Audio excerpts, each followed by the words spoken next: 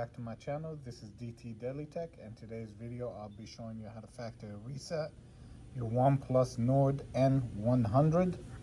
First, make sure that the phone is powered off. Press and hold both power and the volume down. Once the phone comes on, remove your finger off of the power button. Continue holding the volume down.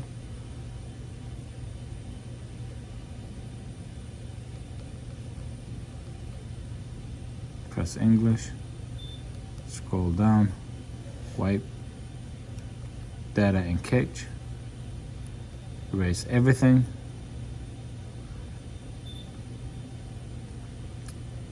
press OK, and as you can see, the phone is getting wiped clean, and it will ask you in the end whether you want to reboot or done.